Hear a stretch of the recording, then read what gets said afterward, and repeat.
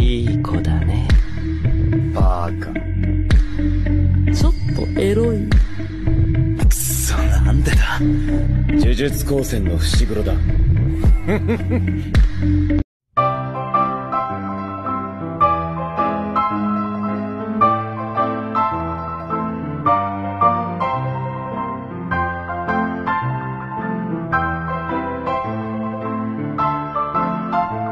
Hi guys, so we are going back to the All That's Dark in Indiana series.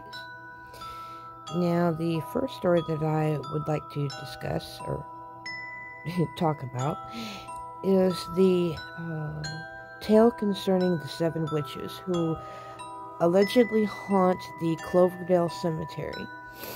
Now, according to the story, in 1858, when a primarily German town was founded, 7 sisters moved to the church, and because they were very beautiful women and had not been properly married or got married, rumors began to spread throughout the church that the women were in fact witches.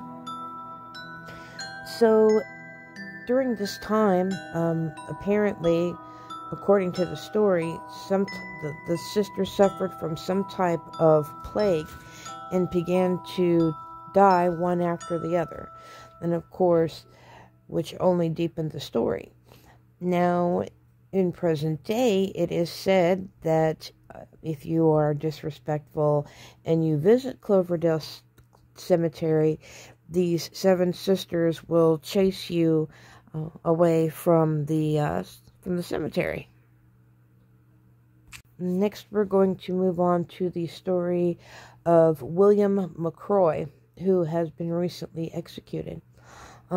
This gentleman became extremely obsessed with witchcraft and decided to take it upon himself to go and some years back and kill, just became very obsessed with witchcraft, and he apparently was convinced that a particular Georgia nurse was in fact a witch, and he murdered her, and he was sent to a prison in Indiana after 17 years, was executed for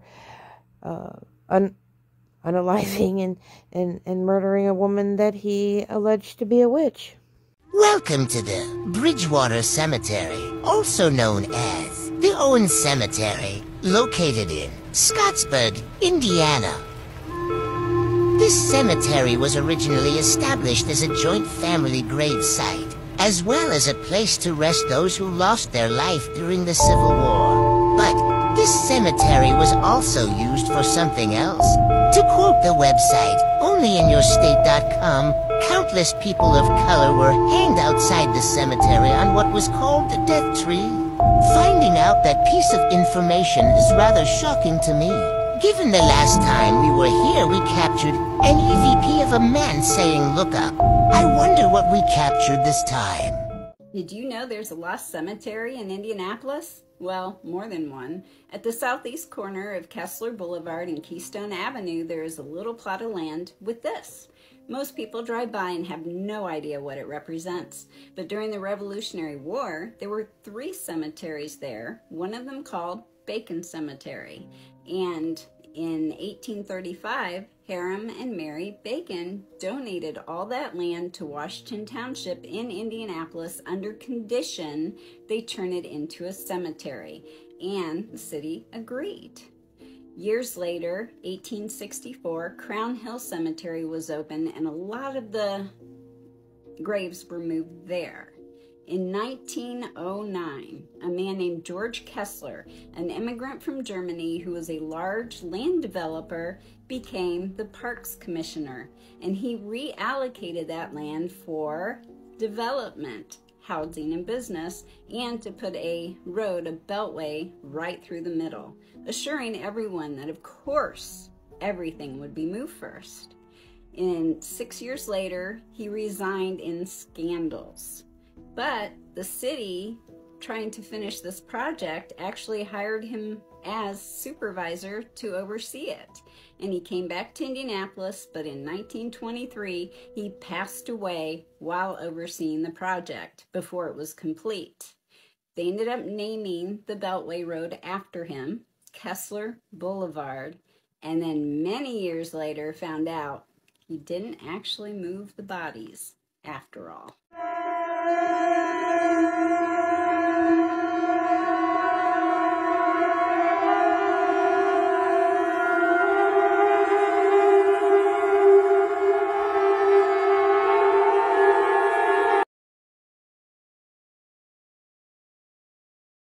Built in 1906, the Tuckaway House, situated in Indianapolis, Indiana, was the home of George and Nellie Myers, who purchased the property and made several renovations in order to be able to entertain artists, intellectuals, celebrities, actors, etc.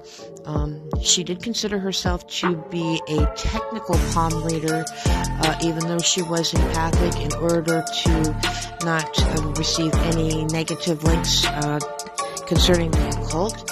She did have a lot of celebrities, etc., come and visit her and receive readings.